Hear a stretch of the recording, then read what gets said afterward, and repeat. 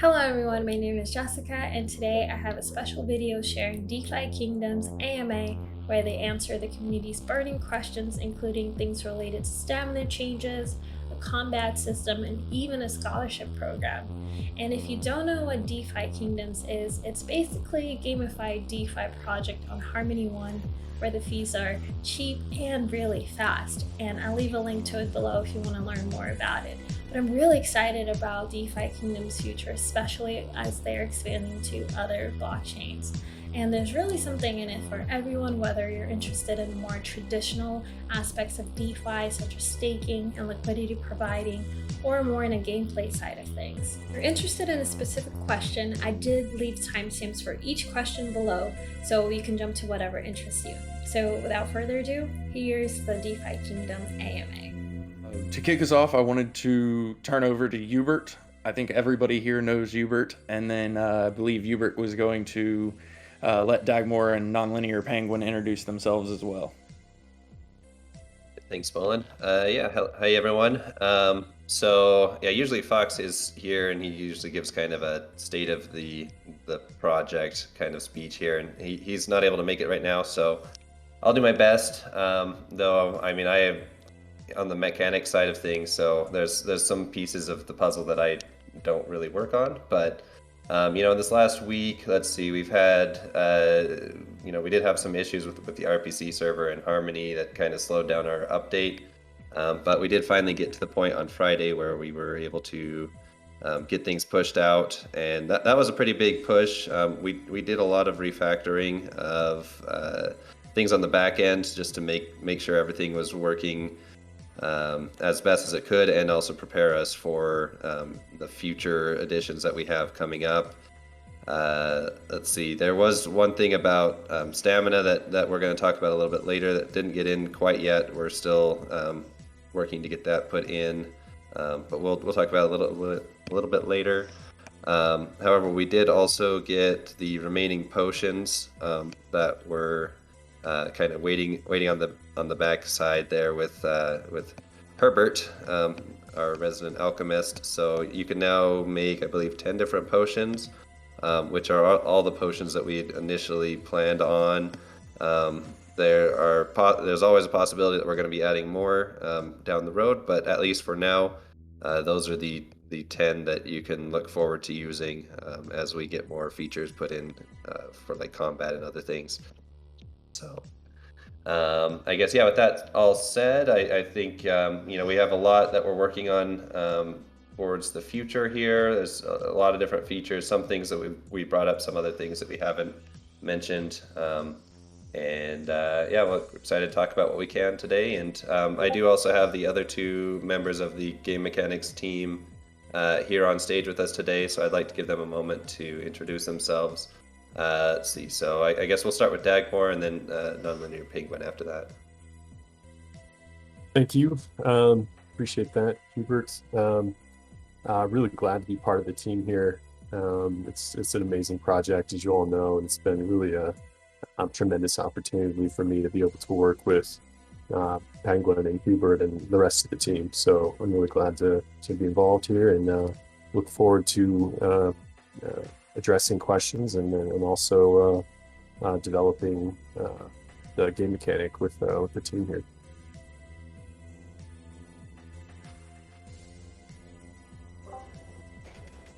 Awesome. Thanks again for the intro, and thanks everyone for being here. I'm Nonlinear Penguin, or also just Penguin. I've been on the team for I think a little over a month now, and it's just been an incredible opportunity. My background is in like modeling very complex systems, and like that's exactly what this is, and it's really cool to see how all the work we're doing on the mechanics side influences the game, and how it makes the game hopefully more fun for everyone to play.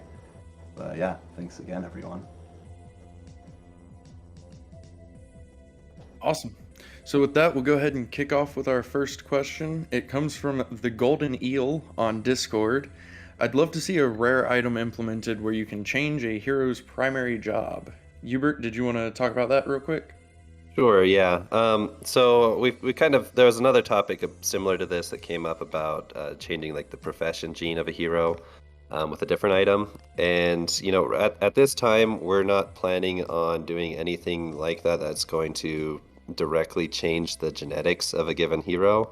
The whole summoning system and the gene system is kind of designed to have that kind of luck of the draw feel to it, and any item that lets us kind of bypass that, I think, is somewhat breaking the intent of the game. So I'd say very likely that's not going to be something in the future, but we always leave everything open just in case down the road we do see some use for something like that. But right now, I don't think there is. Perfect. So our next question comes from Lobster Persona, also on Discord. I'm going to summarize the question. It's essentially about miners earning XP and profession points comparatively to, for example, fishing and foraging. Probably a pretty similar mechanic breakdown to gardening as well. So, Dagmore, did you want to talk about how those kind of play in together? Sure. So there has been some, questions, concern about, how equally distributed and how equal the points and the XP that's credited and the rewards for each of these different professions. And so we've heard that, and we've gone into to double check, make sure that as far as the layouts, that there is equitable as possible. But these are unique professions, and there are going to be differences between the two. And so while I think that we've checked and made sure that they are equitable, we are aware of kind of what the sentiment is, but we've checked, and we do think that they're appropriately placed as far as the game mechanics and the probabilities for different outcomes. Yeah. Very nice. And I think too, and feel free to correct me if I'm wrong here, but part of the outlook too is on overall rewards. So not just XP and profession points, but the actual rewards themselves. So when you look at quests that give jewel rewards, those also have to be accounted for versus a bloater, for example. Mm-hmm. Yeah. Perfect. Yeah. I mean, there's a lot that goes into, what goes into each one of these and how they, outcomes that are possible. And so that's right. There's a much larger picture that comes into play as far as determining outcomes, not just what you immediately see there. Awesome. Our next question comes from Heisenberg, who I believe was also on Discord. Right now, owning more heroes pays off linearly. Any quests requiring multiple heroes should have additional benefits if done with a full party. Create more demand. That's essentially the summary of it. Is, are we looking at implementing more benefits to questing with parties versus questing solo? Penguin, did you want to take that on? Right. Yeah, that's a great question. So with these first quests especially, we wanted to be very mindful about the reward mechanisms and make sure that they aren't creating or amplifying any major differences in player demographics that already exists. That being said, though, so while these initial quests are rewarding more linearly, we do have a lot of quest lines or other mechanics in mind where having a multitude or diverse set of heroes is going to be more beneficial. For example, when it comes to traveling around the map, or the PvE or PvP mechanics that are coming up in the future. But yeah, that's a very good point, and we are very mindful of it. Awesome. Always excited to see what's coming next. Moving along, our next question comes from Wired Top, also on Discord. How long in the future will the extra profession quests be implemented? Will we see a more advanced fishing quest at the docks, for example? I think actually, Penguin, that one might also come to you. All right, cool. Yeah, 2 in a row. Again, very good question. So last week, the creative team actually shared some teasers for how we're going to be adding to the current Serendale map. And I think there was a little teaser on the Crystal Vale map as well. But we have a larger map that's coming, and you're going to need to be able to travel around it. So we're working currently on like what those mechanics of traveling will look like, and what's going to come with that. For example, the different quest lines, profession quests, as well as more story-driven quests. And with those, your heroes are going to be required to travel around the map to complete them. And it's with those mechanics, at least, where we expect these higher level profession quests to be put out. Very nice. Whole lot of good stuff coming. Yeah, for sure. Also, for anybody who has not seen those teasers of both Serendale and, yes, a little bit of Crystal Vale, there's actually some penguins in the teaser. They're posted on our Instagram, so go check those out. Definitely check out the penguins. Yeah, we have penguins for Penguin. We have Herbert for Hubert. We got to get some ravens in there for Dagmore, so we can just complete the trifecta. So our next question comes from B Don.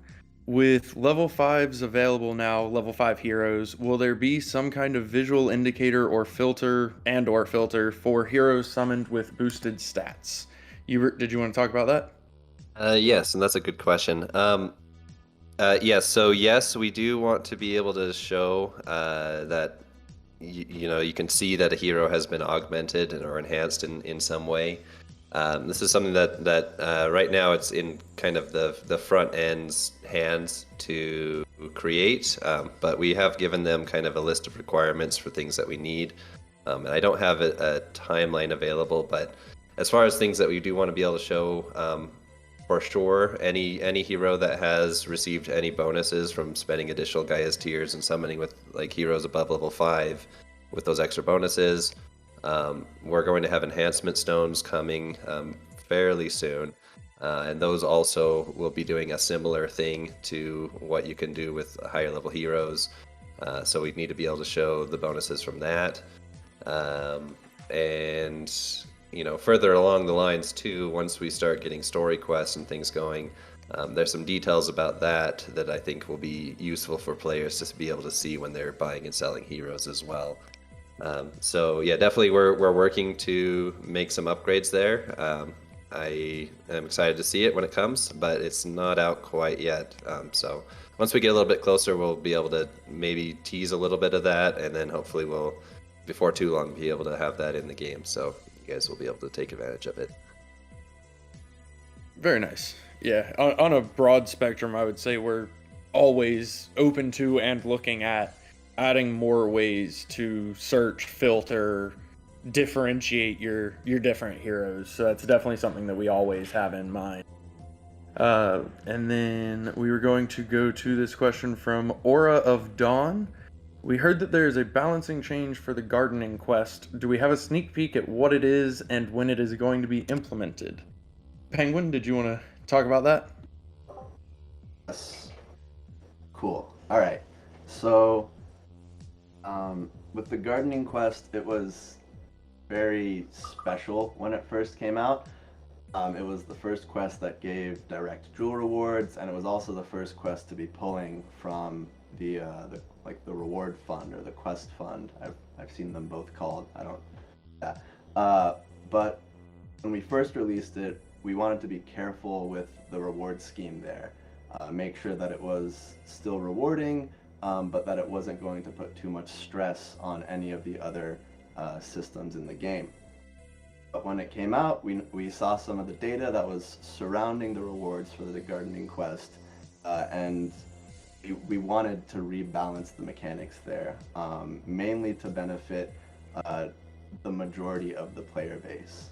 So with that, we did make a couple major changes. The first change is that there is now a minimum, or there will be a minimum jewel reward per stamina used gardening, and this is mainly to address the situation that we saw a lot of, where it was players were getting almost negligible or like close to zero jewel after like spending hours gardening. So there will be a minimum jewel reward for that. And then on top of that, for each set amount of stamina spent, there's going to be about a 10% chance of some flat rate jewel bonus. And depending on whether or not you have the gardening gene, that jewel bonus is going to be larger or smaller.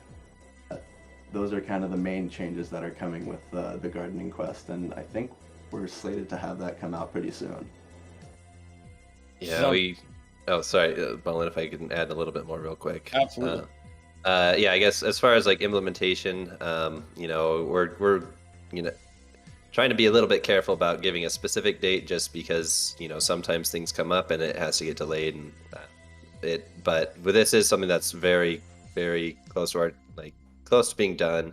On the mechanic side, we've already defined all of this, and it just needs to get into the smart contract and get tested.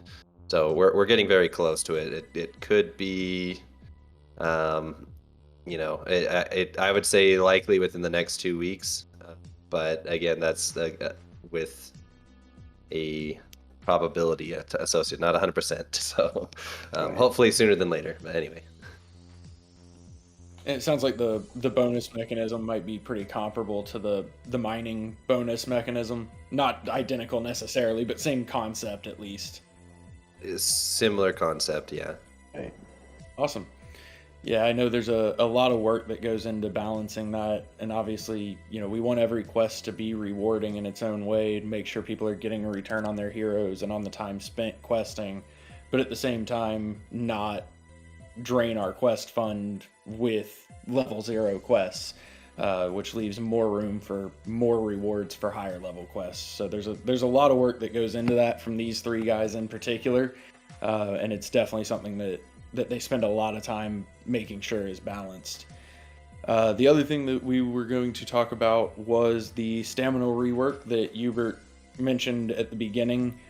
Dagmore, did you want to fill us in on some updates there? Yeah. So currently, stamina does not resume. The recovery of stamina does not resume until after a quest is completed. And so the obvious issue here was that heroes complete the quest timer, but kind of remain in this kind of odd limbo area where they're kind of stuck in the quest, but not actually recovering any stamina. And so we wanted to address that, because it really kind of brought about a bit of a feel bad and kind of this, like, what is my hero actually doing? And also when you check back in and now you pull them out of the quest, but your hero now has no stamina, but they've not been doing anything.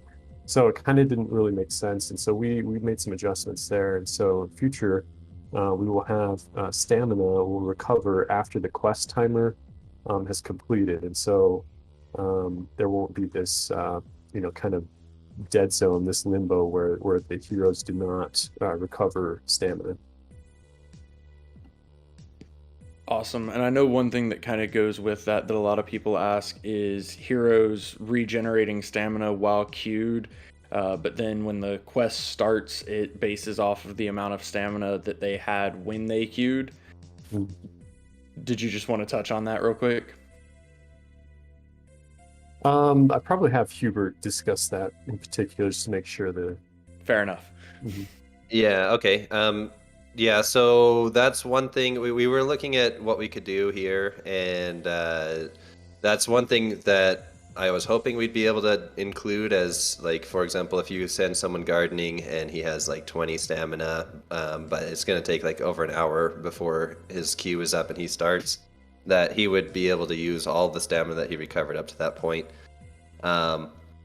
Unfortunately, just looking at what that would take in the smart contract to implement, it looks like that's going to be a bit too much work and a little bit has kind of too many pitfalls associated with it. So we won't be changing that, but we will ensure that the time that's like spent queuing for and recovering stamina is included in the final calculation, so that that stamina is recovered when you complete the quest, and you'll be able to get that hero questing again sooner. So unfortunately, that's one thing it's not looking like we're gonna be able to add. So perfect. Some things have too many variables, unfortunately, and especially with the ability to cancel the queue. There's a lot of moving parts there, so that makes sense. One kind of special question that we wanted to throw in comes from Neil First on Discord. He mentioned that he wasn't going to be able to attend, but hopefully he listens to the recording later because I think he'll be very excited to hear it addressed. But the summary of it was using Gloomhaven combat system as a basis for our combat system, and specifically asking if Hubert might be familiar with the Gloomhaven combat system. So I was going to let Hubert talk about that for a minute. All right. Well, yeah. Thanks, Neil. Or Neil First. I will say that actually I own Gloomhaven, and I have kickstarted Frosthaven its sequel, and I love that game. I've probably put in, like, I don't even know how many hours, probably over 400 hours playing Gloomhaven at this point. I'm not sure anymore, but it's a really great game. I really like its combat system, so that's a good suggestion. I will say, though, that we're not really looking at kind of a strategy RPG style game with this. We're looking at more kind of like a turn-based, similar to like Final Fantasy or Dragon Quest or other kind of Japanese RPG style game, where it's kind of like a time-based system where each participant in the combat has kind of an initiative score, and they will get to take turns doing their actions back and forth, and kind of having heroes just lined up, and you don't really do movement of them as part of the whole combat system. So I have thought about, doing something that's more strategy turn-based. I don't think it's in the cards for us, but we'll see. We're right now in the process of prototyping the combat system, and depending on how things turn out with that, maybe we'll make some changes. But I definitely do like the suggestion. It is a great game, and if we could have something that worked like that, it would be cool. But I also think that what we're doing right now is also has a lot of potential, so we're gonna continue down this path. So. Only 400 hours. It sounds like you're basically new to it. It's probably more. I'm not good at estimating. I played so much of it. 400 hours is basically one game. So at this time, I am going to start inviting some people up on stage. I've already sent a couple invites out. When you join the stage, please do mute yourself and wait for me, and then we'll get to you. But we have our first person on stage right now, Lakonda. If you want to go ahead and hit us with your question. Hello, can you hear me? Yep. Okay, so first of all, I'm kind of new to the game, but I really like the graphics and stuff, and congrats to the dev and the whole team. But to be honest, my question just got answered like 10 seconds ago. I just want to ask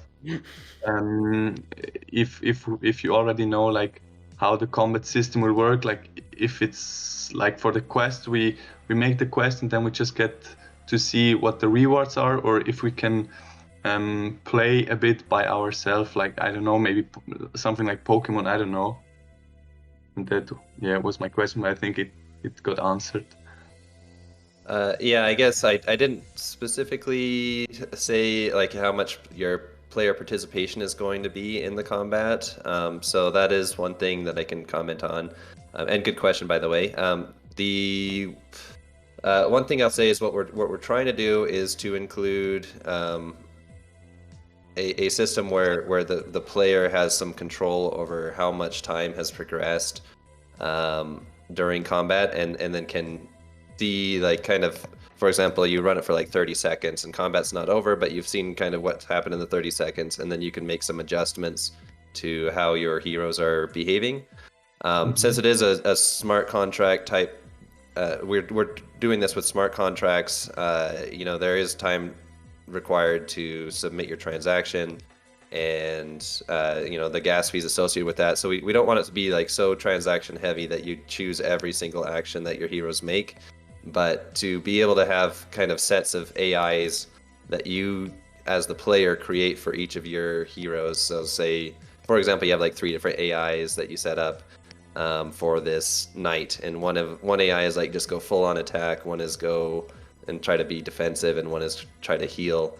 And you can the hope is that we can have it set up where you'll have some time pass, You can see how things are going. You can change the AI of your heroes and let more time pass, and then change the AI again. But that's kind of where we're going, and we're, like I said before, we're still prototyping things and seeing where things are at. So don't take that as like for sure guaranteed that's the way it's going to be, but that's kind of the direction we're exploring right now.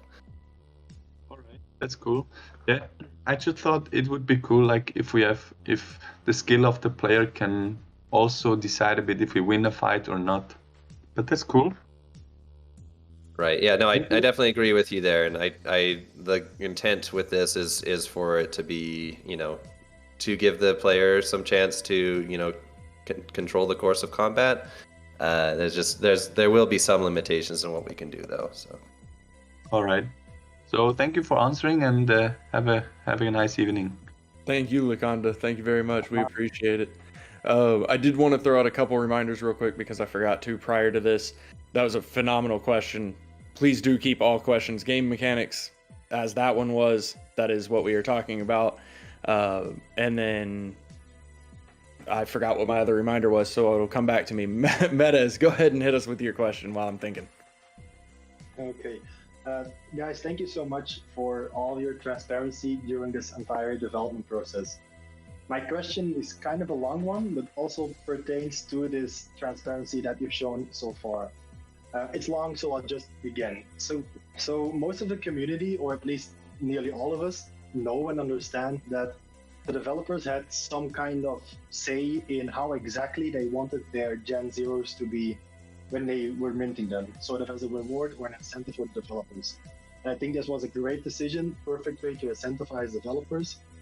But given the recent new information about, or that has been discovered about what potential future game mechanics may come, there's some mud in the water, let's say. So specifically, a small part of the community, or maybe all of them, I'm not sure, has become aware that the skills that will be most likely involved in combat are actually discovered by pulling the data from the blockchain. So we know that there are 2 active skills, 2 passive skills, and that each of these skills has 4 different genes, just as every other gene in combat. Whatever the mechanics of those are, I'm sure you won't want to spoil them. But the interesting thing that most people found was that the heroes numbered 0 to 20, or 1 to 20, so the ones that were granted to developers as incentives, have the basic gene levels at the dominant level, but they have higher rarity levels or something similar at the recessive genes.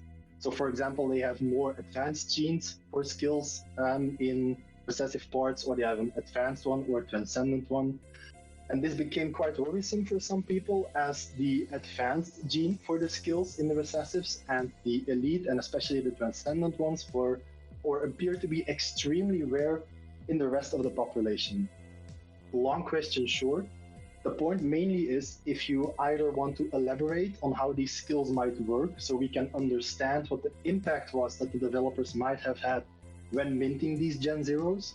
And on the other hand, if maybe you guys as a whole, as a team, maybe not today, but in the upcoming days, want to make kind of a statement about being transparent about the exact level of control that was given to the people that were able to mold their Gen Zero. Okay, yeah, I can answer that question, and thank you for bringing that up. This is actually something that we were not aware of at first when we created those, and it wasn't our intention ever to allow the recessive genes to be anything other than the basic genes, and that was the case for all the genes except for those ones. And I'm not sure what happened to cause that to happen, but yes, you're right. What happened there is the randomness did allow genes that were not the basic level to show up in the recessive gene slots for those 4 genes. That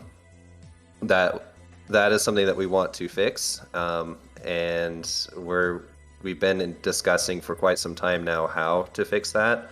And I don't really have anything to announce in terms of what we're going to do, but I will say, at least when I was made aware of it, I stopped summoning with my hero, because I kind of see those as just for each hero that gets created with those recessive genes, it's just creating a bigger problem. They weren't earned through the normal mutation system, and we want to make sure that we do something about that. Now, as far as tracking down each hero that has lineage to the first 20 heroes, that does take a little bit of effort to do, and then what we're going to do about that. Like I said, I don't have anything to announce right now, but we are aware and we do want to make it right, because that was not our intention. And as far as what those skills actually do, they are mostly intended to be used for combat, though some of them I think I kind of planning to have it be used for something else that I don't want to say right now. But in general, though, they will be, kind of like how you have a profession gene or you have your 2 stat genes.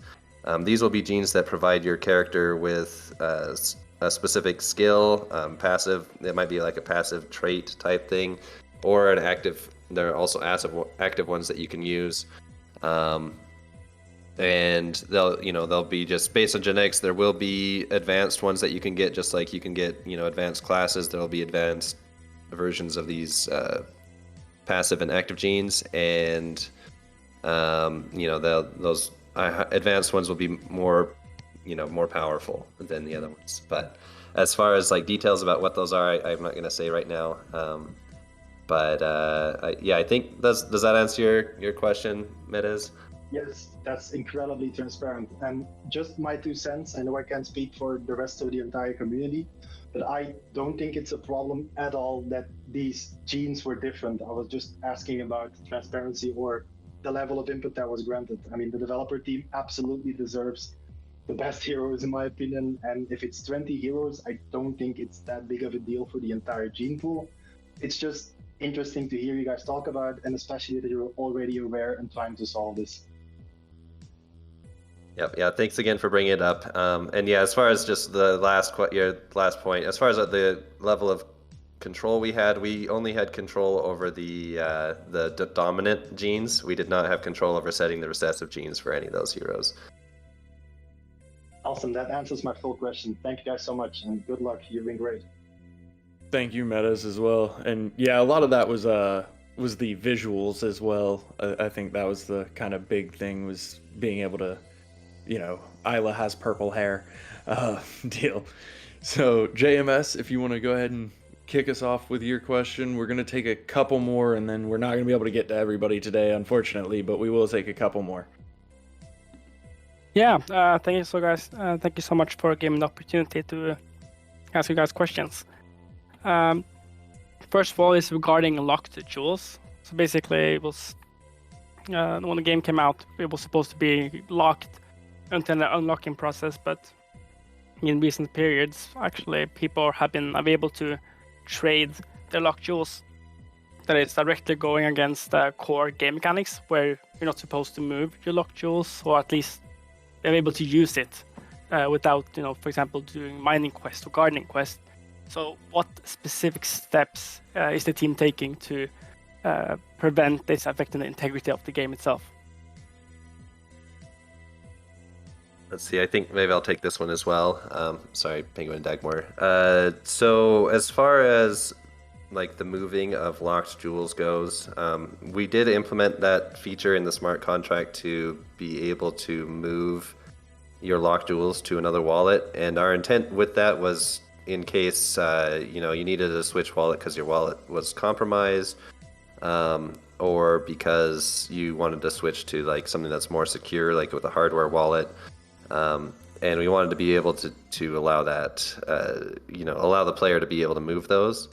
I guess as a consequence of adding that feature, some now are starting to, sell their bulk locked jewels to others. At what I'm seeing is kind of a much lower rate. As far as what we can say about that, the feature to move the locked jewels is there.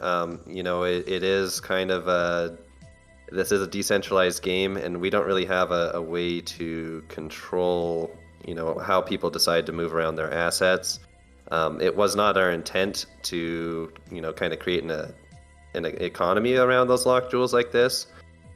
You still can only send locked jewels to another wallet in bulk, so it's not like people are able to completely trade around things like they could with just standard tokens.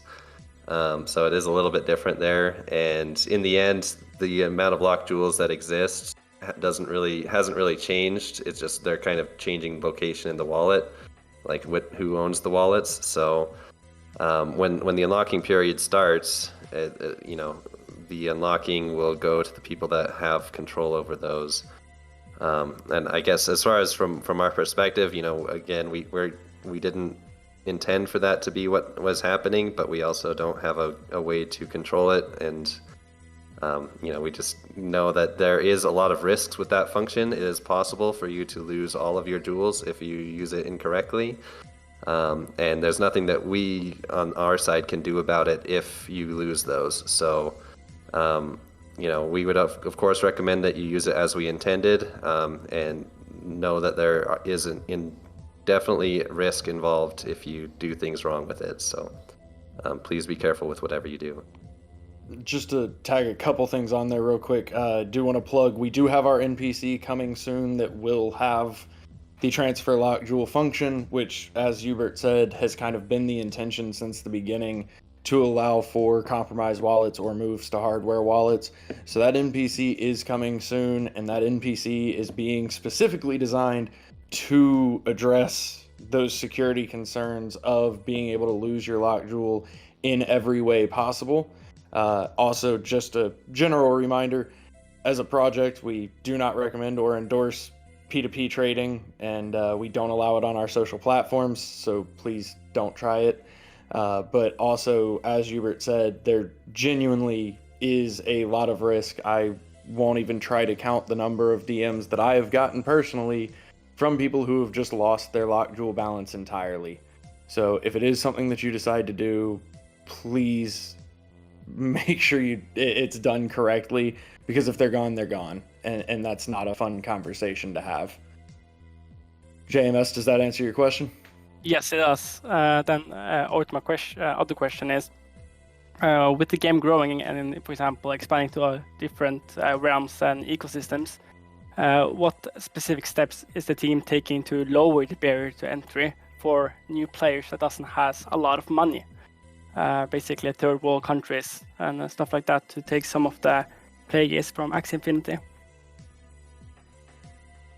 So I think the one thing that we're working to do is have something similar to what has been done in other projects, which is to have kind of a scholarship type program where players that have a lot of heroes could allow other players to use their heroes and pay them some amount to do so. That's one thing. And then, of course, we do have a lot of our... we do a lot of contests and giveaways that have rewards that are high enough that, if you manage to win one of those as well, that kind of can give you enough to get started as well. But I think a combination of those two things are the best bet. And then, of course, if with each launch of an expansion as well, there's typically a lot of opportunities right at the start if you get in. So I think that's all I can say. I don't know, Bolin, if you had anything you wanted to add there. I would just add, as you said, our version of a scholarship program, which will not be called a scholarship program, but that's the easiest way to relate to it right now. But our version of that, we're working very hard on that right now. It's a very high priority. I've said it before, and I'll say it again just as a reminder. I don't think any of us expected to have to be as concerned about the barrier of entry as fast as we've needed to be concerned about the barrier of entry, which is a great problem to have. But definitely, part of the delay is just that it was something that we assumed we would need to look at, but a little bit farther out. We have moved that up. It is very, very high on the priority list. I know Dreamer in particular is working very hard on that, and also making sure that it addresses the pain points of other similar programs and really learning from what's already out there. But also, yes, please do enter our contests because they're fun. Yeah, thank you so much for the answers. I appreciate it, and bullish. Take care. Maliance, did you want to go ahead? And I think you'll probably close us out here. All right, thank you. I appreciate that. I just have a couple of quick questions. One about combat. As far as the typing influences are concerned on the cards versus the information that we've learned by looking at the blockchain with the abilities, will those types of our heroes change those abilities to their own molding, or will that be specifically like what those traits are?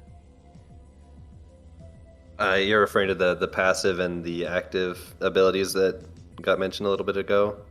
So yes, like say basic 8, for instance, with a dark hero, would that make it a dark ability, or would it be more likely that basic 8 would be like the actual dark ability, if that was how it interacted? So each of those passive and active skills are going to be like predetermined, not based on what they're combined with in terms of the class combination. It'll just as its own be this ability. So there will likely be some class combinations with the gene, with those ability combinations that work better than others. And that's just kind of par for the course with the whole gene system, where you can have, some hero that's really has really great stats and really great alignment, but for example, they don't have, like, you might have a ninja that has both agility and luck stat gene bonuses, but they are a minor, for example, and that's just kind of how things worked out. So you'll have hits and misses, and then kind of average quality stuff, just with how things combine. So it'll be kind of along those same lines. All right, thank you very much for that, and thank you guys for your time. If there is any kind of update at all about the tavern or anything, and if not, I completely understand. Again, thank you for your time. No problem. Let's see, on the tavern, I know we're testing it right now, the API v6, and we're wanting to get that out as fast as we can. It's definitely a very high priority for us. I just don't know. My department's not really the one to say specifically when that's coming, but we're working on it as hard as we can to get that out, because definitely understand the tavern has been very painful to work with so far, or recently. So in fairness, my department is also not the right one, but I can tell you I've gotten to participate in a little bit of the testing so far. It's going well. It's already doing better than API v5, which in fairness at the moment, better is kind of a relative term, but in the grand scheme of things, it is already doing better. There are still a few kinks that we're working on working out so that it is fully functional coming out, rather than putting out API v6 with some issues still. That seems counterproductive. So it is being tested, it is going well, it is progressing. We are hoping to have it very, very, very soon. It is definitely top priority for our API devs, but no exact time frame yet. All right, and again, thank you for that information you could give and just a little insight. Definitely appreciate it. For sure.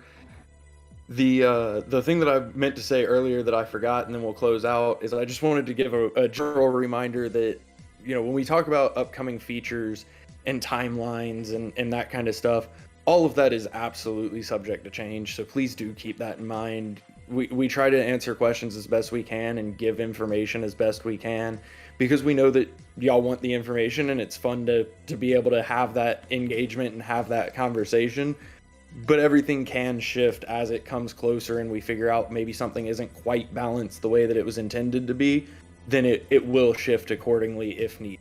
So just bear that in mind whenever we're talking about future development, that we're talking about what we're planning on doing. Nothing is set in stone.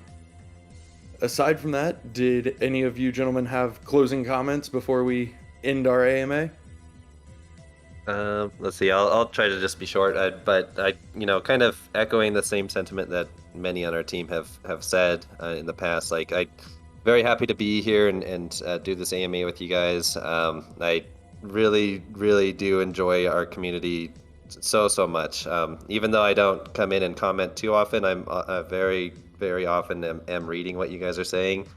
At least for me, it seems like if I make any comment, then it becomes an AMA moment the moment I do that. So there are times I want to say something, but I'm like, oh, if I say something, then I'm just going to be stuck here in Discord for a while, and I'll have to let people down by not answering their questions and stuff. So, which is, I guess, a weird problem to have, but it's fun, and you guys are great. So, really happy to be on this project and happy to be here with you all. So that's all I have.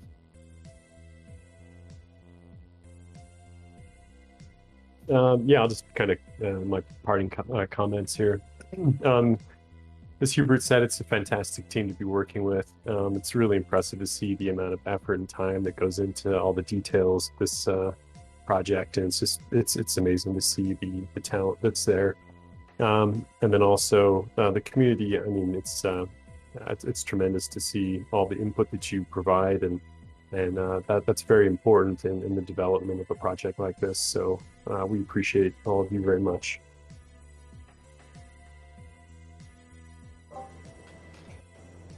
Yeah, just along those same lines, I'm sure you guys all realize that a lot of the people on this team are incredibly talented, and really, it's nice to have all that talent supported by such an amazing community. Like none of this would be possible without this community. So being a part of it, to the extent that I am, is it's a really amazing experience, and I'm looking forward to keep pushing forward with all the amazing things that we're going to be putting out in the game. But yeah, thank you guys. Awesome. Well, not to sound too much like an echo chamber, but as somebody who does get to spend a pretty good amount of time with all of you in Discord, y'all are genuinely an amazing community. The best community I've ever had the pleasure of being a part of, without a doubt. The support that y'all have for everything we do is incredible, and it means a lot, and I can't stress how much it is seen and it means to our whole team. And that, you know, when y'all have concerns and y'all have ideas, they are seen and they are heard. You know, obviously not everything gets implemented, but it is something that we do take our community feedback very seriously, and we want it to continue. And we want the engagement to continue because y'all are an amazing that's here with us for this incredible journey. With that, we're going to go ahead and close it out. It's been a great AMA again. I appreciate everybody who posted questions ahead of time, as well as those that came up on stage to ask. And keep submitting questions to us. We'll have another AMA next week. I'm not sure which department that is, actually. I'll find out and let y'all know. But we have an AMA every week, Monday, 2 p.m. Eastern, same time, same place, with different departments rotating through so that we can keep answering as many questions as we can. So keep it coming. Y'all have a great day. Bullish, and we'll see y'all next time. And that's it for today's video. If you like the content, please consider subscribing, giving this video a thumbs up, and let me know down below what you thought about DeFi Kingdoms, the AMA, or anything really you want to tell me. I want to read all about it. And that's it. All right, bye.